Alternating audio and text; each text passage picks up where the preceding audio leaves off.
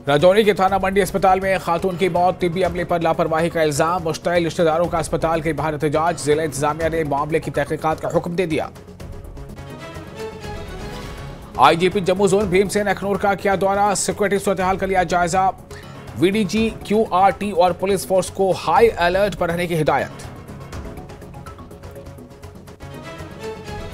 पुंछ में दहशतगर्दों की तलाश, मेंढर और गुरसाई में सर्च ऑपरेशन, कुछ दहशतगर्दों के छिपे होने की है खबर, सुबह से जारी है search operation.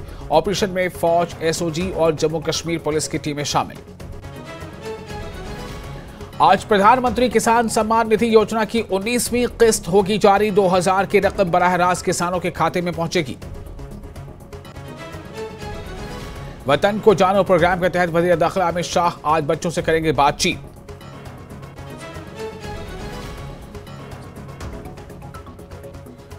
CM Omar Abdullah पहुंचे श्रीनगर में एनसी लीडर शेख नजीर की बरसी के मौके पर पहुंचे कब्रिस्तान, शेख नजीर की फातिहा खानी में हुए शामिल।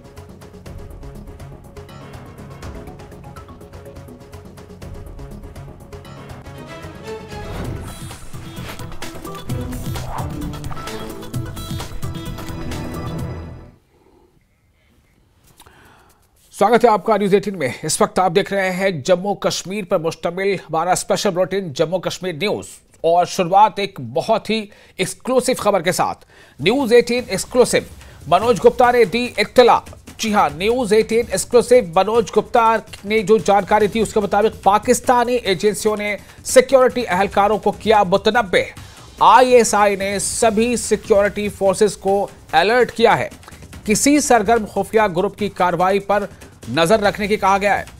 टीटीपी, बलूच और आईएसआईएस जैसे ग्रुप के खिलाफ अलर्ट। आई आम इंतबाह है या एंटिसिपेटेड या जनरल अलर्ट है। इस वक्त की बड़ी खबर आपको दे रहे हैं न्यूज 18 एक्सक्लूसिव। मनोज गुप्ता ने दी इत्तला, पाकिस्तानी एजेंसियों ने सिक्योरिटी एहलकारों को किया मुतनब्बे। आईएसआई ने सभी सिक्योरिटी फोर्सेस को अलर्ट किया है, किसी भी सरगर्म खुफिया ग्रुप की कार्रवाई पर नजर रखने की हिदायत की गई है। इस खबर पर हमारे साथ जुड़ रहे हैं फोन लाइन पर ज्यादा और ताजा जानकारी के साथ Tejinder Singh Sodhi, senior editor news 18 JKLH। Tejinder ji, ये खबर एक्सक्लूसिव तो है ही, लेकिन कितनी अहम है ये खबर? देखिए विशाल, ये खबर बहुत अहम है क्योंकि इस वक्त जब पूरी दुनिया की नजरें पाकिस्तान पे है, पाकिस्तान में चैंपियंस ट्रॉफी चल रही है। कल ही पाकिस्तान जो होस्ट नेशन है चैंपियन ट्रॉफी का, उसको भारत ने हरा दिया है। चैंपियंस ट्रॉफी से पाकिस्तान बाहर हो चुका है। तो पाकिस्तान में भी पाकिस्तानी टीम के खिलाफ बहुत गुस्सा है लोगों में। और देखिए, हम टाइम टू टाइम ये बताते हैं कि पाकिस्तान जो है मदरशिप है या ब्रीडिंग ग्राउंड आप कहें टेररिज्म का। दुनिया में जहां पर भी कोई आतंकी हमला होता है तो उसकी जो जड़ें हैं वो पाकिस्तान से ही होती हैं जी। तो पाकिस्तान में अभी जिस तरह से ये टेरर अलर्ट दिया है पाकिस्तानी आईएसआई ने, क्योंकि इस वक्त आप देखिए कई मुल्कों की टीमें जो हैं, क्रिकेट टीमें हैं वो पाकिस्तान में, हालांकि भारत ने पाकिस्तान में जाने से मना कर दिया था, लेकिन कई कंट्री की टीम जो है वो पाकिस्तान में है। तो ऐसा इनपुट आ रहा है कि चाहे वो बलोच के जो लड़ाकू हैं, क्योंकि बलोचिस्तान जो है वो पाकिस्तान ये मान रहा है कि पाकिस्तान ने जबरन बलोचिस्तान पे कब्जा करके रखा है और वो इलाहिदगी चाहते हैं पाकिस्तान से, वो अपनी आजादी की जंग लड़ रहे हैं बलोच के रहने वाले लोग। तहरीक तालिबान पाकिस्तान जो है वो भी पाकिस्तान पे गाय बगाए हमले करता रहता है। पाकिस्तान लगातार आतंकवादियों को ट्रेनिंग देता है ताकि वो आतंकवादी जो हैं वो भारत पे हमला करें, अफगानिस्तान पे हमला करें या पड़ोसी मुल्क ईरान पे हमला करें। लेकिन वो जो आतंकवादी हैं, अब उन्हें क्योंकि इन कंट्रीज में तो आ नहीं सकते, तो कहीं ना कहीं उन आतंकवादियों ने कुछ एक्शन करना है। तो अब इनपुट ये आ रहे हैं कि कहीं ना कहीं वो पाकिस्तान के भीतर ही वो हमले करेंगे। हो सकता है कि जितने भी चैंपियंस ट्रॉफी में कुछ VVIP गेस्ट आए हुए हैं उन्हें किडनैप किया जाए या उन पे कोई हमला किया जाए। तो इस सिमत में ISI ने एक अलर्ट जारी किया है और उस अलर्ट के चलते पाकिस्तान आर्मी और पाकिस्तान रेंजर्स और कई प्रोविंसेस की पुलिस को वहां अलर्ट पे रखा गया है। तो इस वक्त पूरा अलर्ट जारी कर दिया गया है। जी विशाल, तो क्या आप ऐसा कुछ देखते हैं क्या, चैंपियंस ट्रॉफी जो इतना बड़ा एक आयोजन हो रहा है, कसीर मुल्क की वहां पर टीमें मौजूद हैं, क्या इस पर भी कोई असर पड़ेगा?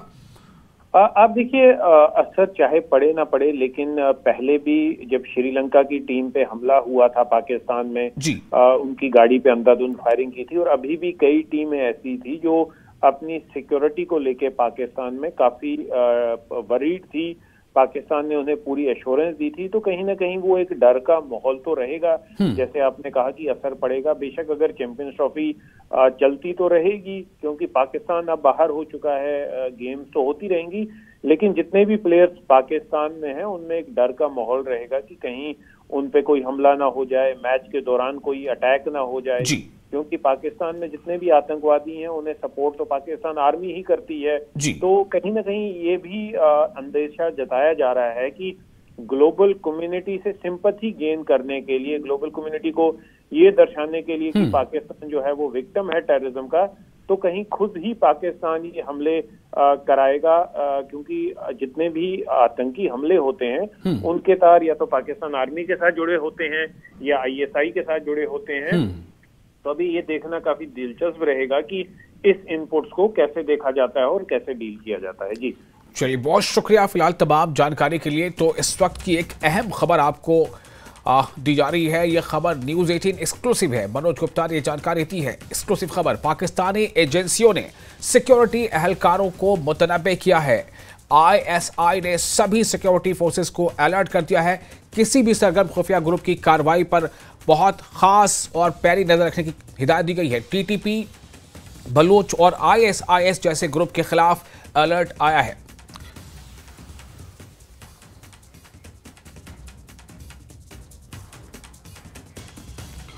और इस वक्त एक और अहम खबर, दिल्ली हाईकोर्ट ने आज बारामूला से रुकन पार्लियामान यानी मेंबर पार्लियामेंट इंजीनियर रशीद के मुकदमे से मुतालिक दरख्वास्त पर समाअत की। अदालत ने खुसूसी ट्रायल कोर्ट के जज को यह भी हिदायत दी कि इंजीनियर रशीद की जमानत दरख्वास्त पर जल्द फैसला सुनाया जाए। अब तमाम नजरें खुसूसी NIA कोर्ट के फैसले पर मरकूज हैं, जो इंजीनियर रशीद की रिहाई के इम्कानात पर असर डाल सकता है। तो इंजीनियर रशीद के हवाले से एक बड़ी खबर आपको दे रहे हैं। दिल्ली हाईकोर्ट ने बारामूला से रुकन पार्लियामान इंजीनियर रशीद के मुकदमे से मुतालिक दरख्वास्त पर समाअत की और अदालत ने खुसूसी ट्रायल कोर्ट के जज को ये हिदायत दी है कि इंजीनियर रशीद की जमानत दरख्वास्त पर जल्द फैसला सुनाया जाए। और इसलिए अब तमाम नजरें खुसूसी NIA कोर्ट के फैसले पर मरकूज हैं, जो इंजीनियर रशीद की रिहाई के इम्कानात पर असर डाल सकते हैं।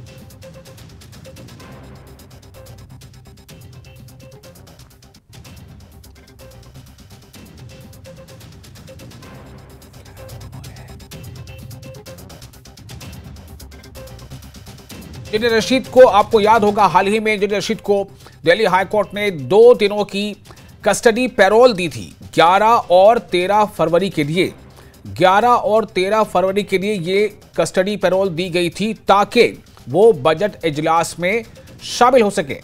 और पार्लियामेंट के बजट इजलास में वो शामिल भी हुए। उन्होंने जो उनको वक्त मिला था तकरीबन 30 से 40 सेकंड का, उस दौरान उन्होंने अपनी बात भी रखी जम्मू कश्मीर के हवाले से। लेकिन जो रेगुलर जमानत या रेगुलर बेल के लिए जो अर्जी है उस पर दिल्ली हाईकोर्ट ने आज समाअत करते हुए ट्रायल कोर्ट को हिदायत दी है कि इस मामले पर जल्द फैसला करे। इस बारे में और ज्यादा डिटेल के लिए हम रुख करेंगे अपने संवाददाता शंकर आनंद का।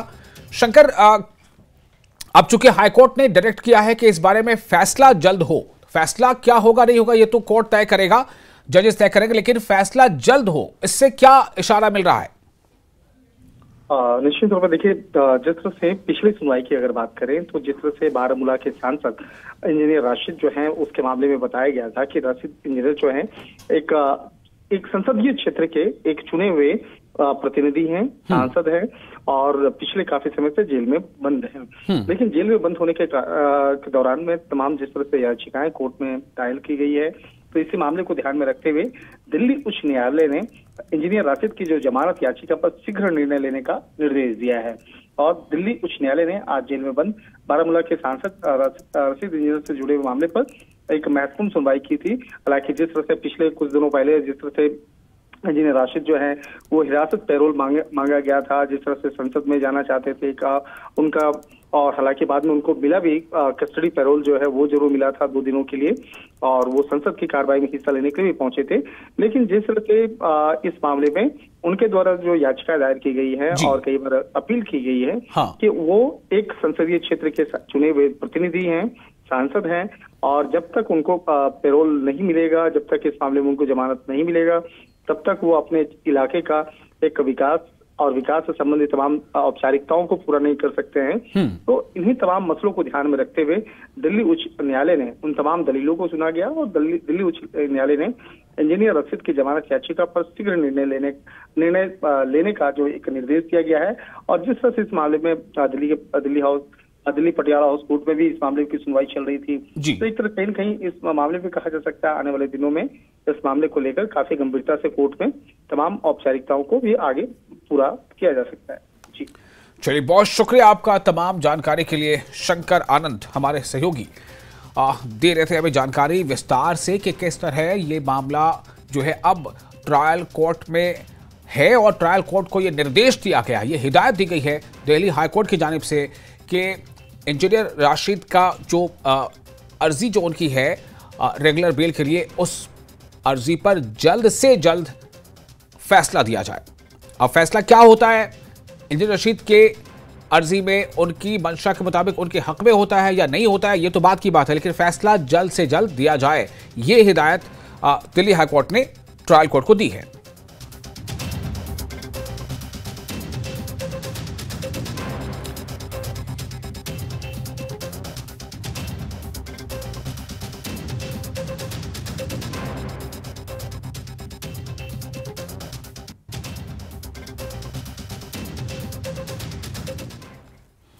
और फिलहाल एक छोटा सा ब्रेक लेते हैं। ब्रेक के बाद खबरों का सिलसिला जारी रहेगा। आप बने रहे न्यूज़ 18 के साथ, मैं हूं विशाल।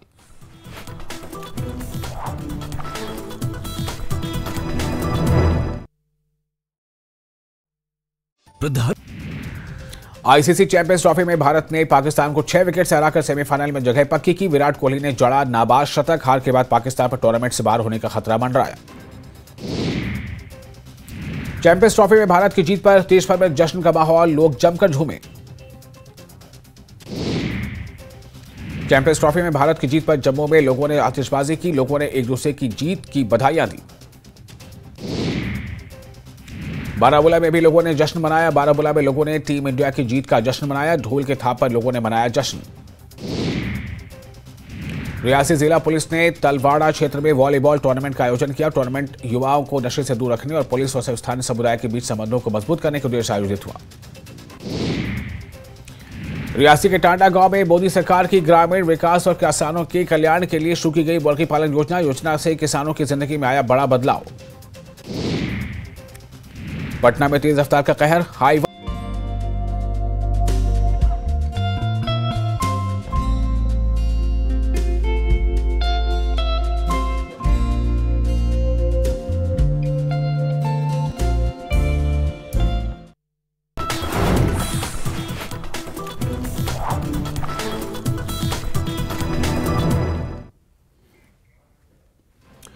ब्रेक के बाद फिर आपका स्वागत है।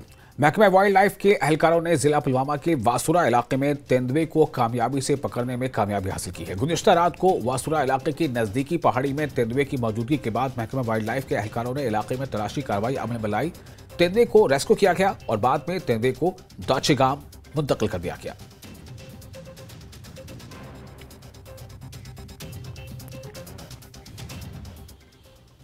आईजीपी जम्मू जोन भीमसेन टोटी ने डीआईजी जेएस के रेंज शिव कुमार शर्मा और एसपी रूरल ब्रजेश शर्मा के हमरा सब डिवीजन अखनूर का दौरा किया, जहां उन्होंने सिक्योरिटी और कानून नाफिज करने के इंतजाम का तफसीली जायजा लिया। आईजीपी ने पुलिस अफसरान और जवानों से तबादला ख्याल किया, इनके मसाइल सुने और अमली तैयारियों पर जोर दिया। एसडीपीओ और एसएचओ अखनूर ने जराइम और सिक्योरिटी उमूर पर तफसीली ब्रीफिंग दी। आईजीपी ने पुलिस एहलकारों को अलर्ट रहने और इलाके में सिक्योरिटी इंफ्रास्ट्रक्चर को मुकम्मल तौर पर मुतहर्रिक करने की हिदायत दी।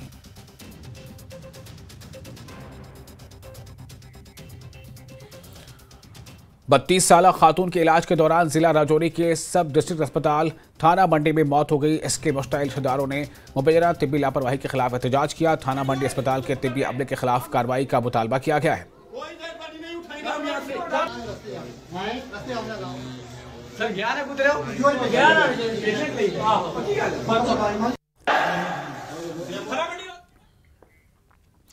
और वजीर आला उमर अब्दुल्ला शेख नजीर अहमद की बरसी पर उन्हें याद करते हुए उनकी कब्र पर पहुंचे।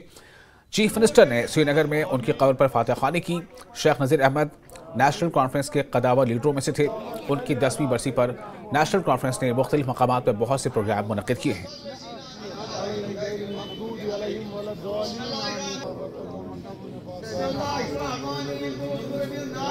देखो, जहाँ तक जम्मू कश्मीर नेशनल कॉन्फ्रेंस का ताल्लुक है, उसमें मरहूम शेख नज़ीर साहब जो साबिका जनरल सेक्रेटरी रहे हैं, उनका एक कलीदी रोल है।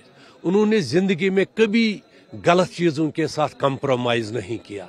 उन्होंने अपनी जिंदगी सर्फ की कश्मीरी लोगों की, जो मजलूम एक वक्त थे, उनकी आवाज़ को बुलंद करने के लिए जो शेख नज़ीर साहब का कंट्रीब्यूशन है, शायद उसे कौम कभी फरामोश नहीं करेगी।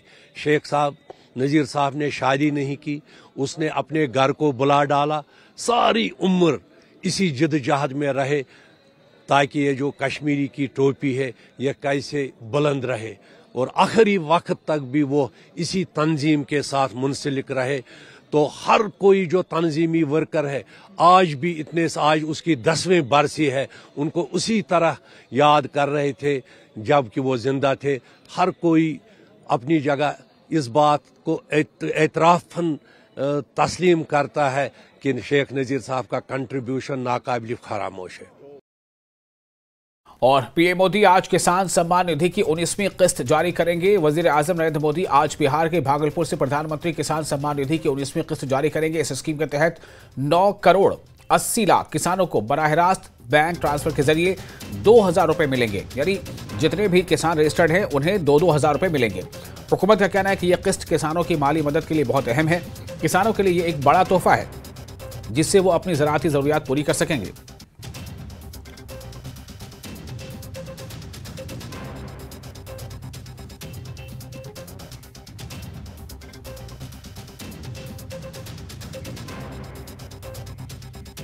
तो आज किसानों को मिलेगा तोहफा।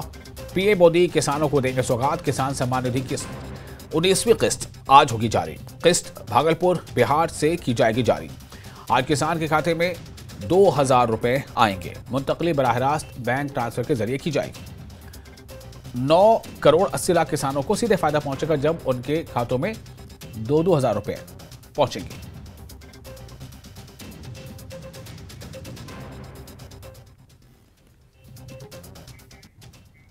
और रामबन तहसील में महाद नीरा कांथी लिंक रोड पर एक अलमनाक हादसा पेश आया जिसमें एक खातून जाँ बहक हो गई जबकि 12 अफराद जख्मी हो गए।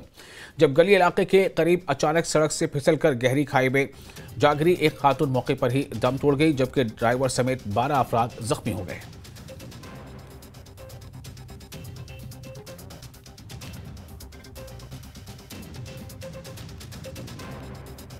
तो रामबन तहसील में महाद नीरा कांथी लिंक रोड पर एक अलमनाक हादसा पेश आया है जिसमें एक खातून जाँ बहक हो गई है और 12 अफराद जख्मी हो गए।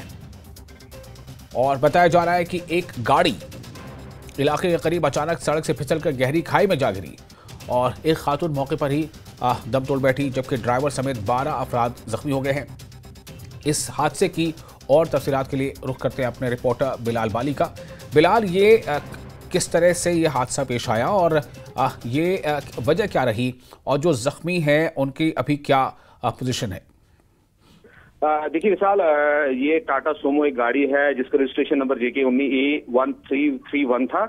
ये चब्बा गनौर जो है एक दूर दराज इलाका है, वहां से रामबन की तरफ आ रही थी और गली नेरा के मकाम पर पहुंचने के मौके पर ये जो है ड्राइवर के काबू से बाहर होकर गहरी खाई में जा गिरी जिसके नतीजे में जो 12 अफराद जो है वो जख्मी हो गए हैं और एक खातून की जो है वो मौत जिला अस्पताल रामबन में हो गई है उसे जो बाकी जो जितने भी यहाँ इंजर्ड है उनको यहाँ पे ट्रीटमेंट दिया जा रहा है।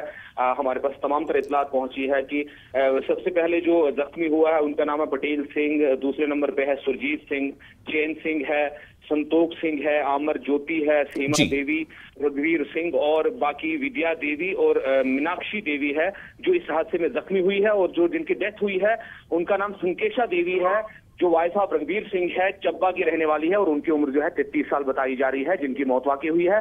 लेकिन बाकी जख्मियों का इलाज जो है जिला अस्पताल रामबन में जारी है। इनमें से अभी जो मेडिकल टीम से हमारी बात हुई है, मेडिकल सुपरिटेंडेंट जिला अस्पताल रामबन से, उनका कहना है कि मैक्सिमम जो है वो स्टेबल है, लेकिन कुछ 2-4 पेशेंट ऐसे हैं जिनको मजीद चोटें आई है। अगर उनकी सिचुएशन सेम रहती है तो उनको रोका जाएगा, नहीं तो उनको मेडिकल कॉलेज जम्मू यहाँ से रेफर किया जाएगा मजीद इलाज व मुआवजे के लिए। पुलिस ने भी इस मामले पर जो है एक मामला दर्ज कर दिया है और इसकी कार्रवाई जो है वो जारी कर दी है कि हादसे की वजूहात क्या थी और तमाम तर जो कानूनी लवाजमात है वो पूरे किए जा रहे हो। लाश को पोस्टमार्टम के बाद जो है वारसिन के हवाले किया जाएगा ताकि उनकी आखिरी रसूमात अंजाम दी जाए। जी विशाल, बहुत शुक्रिया आपका तमाम जानकारी के लिए। तो जैसा बताया बिलाल ने कि ये एक हादसा पेश आया है। ये एक टाटा सुमो गाड़ी थी जो फिसल कर खाई में जा गिरी और इसके नतीजे में एक खातून की मौत हो गई है, जबकि 12 अफराद जख्मी बताए जा रहे हैं।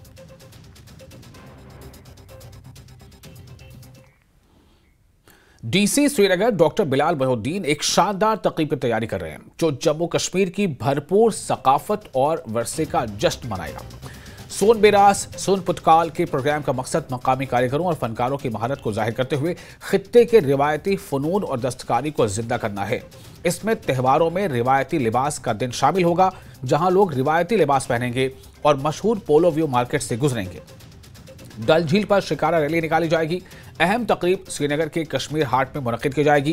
कारीगर पहले ही अपने सामान की नुमाइश कर रहे हैं। डीसी ने मेले के लिए अपने जोश व खरोश का इजहार करते हुए कहा कि ये एक शानदार जश्न होगा जहां नौजवान नस्ल कश्मीर की तारीख और रिवायात के बारे में जान सकेगी।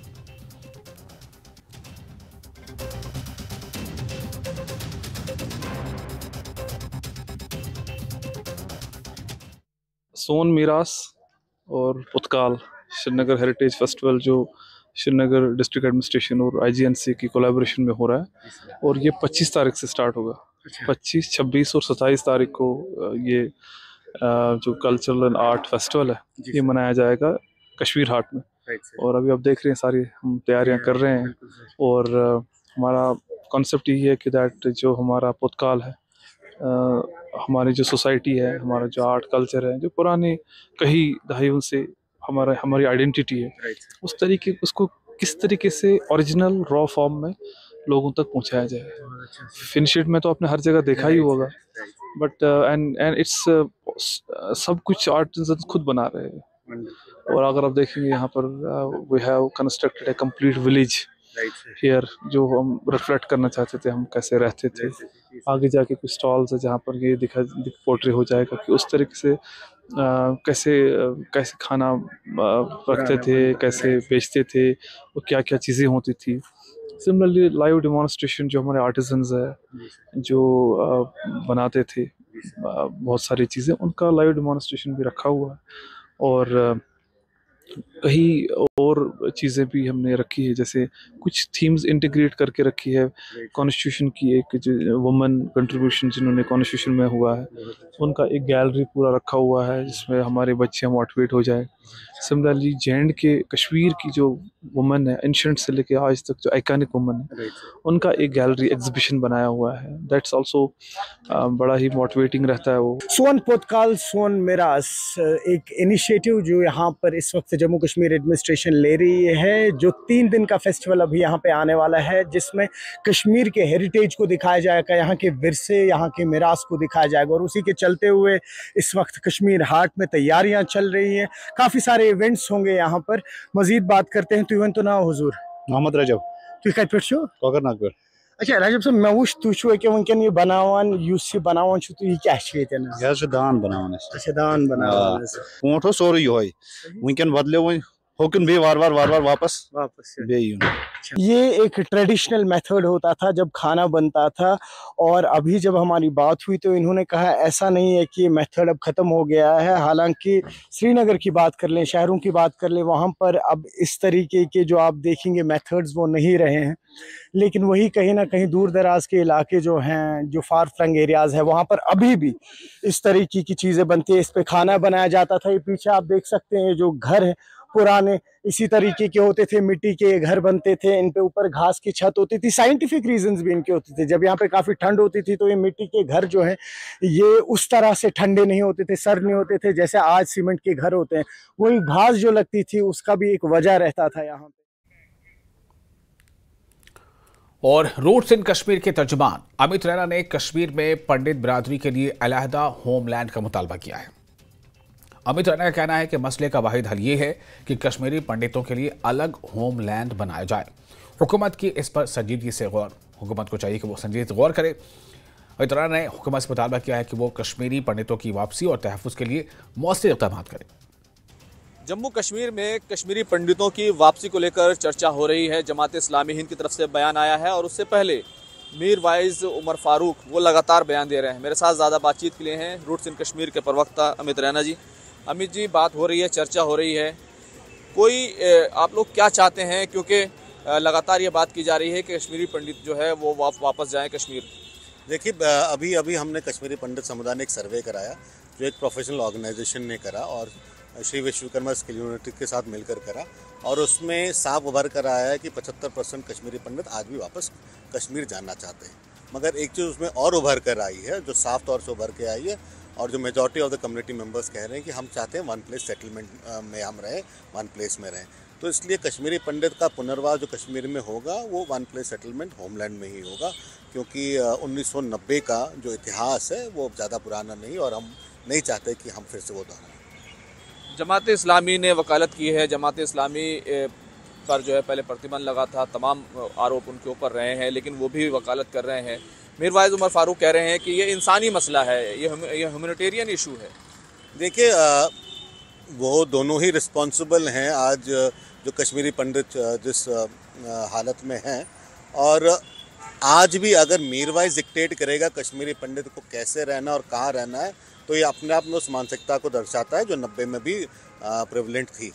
अगर आज भी कश्मीरी पंडित ये डिसाइड नहीं कर सकता कि वो कश्मीर में कहाँ रहना चाहता है और कैसे रहना चाहता है तो मुझे लगता है ये चिंता का विषय है। और कोई भी किसी भी समुदाय को, किसी भी व्यक्ति को डिक्टेट नहीं कर सकता कि वो कैसे रहे और कैसे कहाँ रहना चाहिए उनको। एक दलील ये दी जा रही है कि कश्मीरी जो मुसलमान हैं उनमें और कश्मीरी पंडितों में सहमति बनना ज़रूरी है, किसी होमलैंड की ज़रूरत नहीं है, किसी अलग सेपरेट जगह की ज़रूरत नहीं है, साथ में रह सकते हैं। देखिए, होमलैंड पाकिस्तान तो नहीं है। होमलैंड का कॉन्सेप्ट बड़ा ही क्लियर है कि कश्मीरी पंडित समुदाय एक जगह रहें, और उसके साथ साथ हम निमंत्रण कर रहे हैं हर एक समुदाय को, चाहे वो कश्मीरी मुसलमान हो, चाहे शेष भारत के मुसलमान हो, शेष भारत के अन्य समुदाय हो, हिंदू हो, कि आके वो रहें। हमारा तो सिर्फ ये कहना है कि हम कश्मीर में एक ही जगह पे एक साथ रहेंगे, क्योंकि अब 1990 में जो नंबर का अभाव था, जो हमें एक पिजन्स की तरह मारा गया, वो हम दोबारा नहीं होने देंगे। तो मुझे लगता है सबसे पहला दायित्व ही इसमें सरकार का आता है, उसके बाद सिविल सोसाइटी का आता है। वो सिविल सोसाइटी के साथ कश्मीरी पंडित समाज मिलकर कर लेगा डिसाइड, मगर जब तक ये ब्लूप्रिंट सरकार नहीं बनाती तो मुझे नहीं लगता कि रिटर्न इतना ईजी होगा। बहुत बहुत शुक्रिया बात करने के लिए। तो सीधे तौर पर कश्मीरी पंडित चाहते हैं कि सेपरेट होमलैंड जो है उनके लिए होना चाहिए, जहाँ उनकी सुरक्षा जो है वो सुनिश्चित हो। खुर्रम शहजाद, न्यूज़ 18, दिल्ली।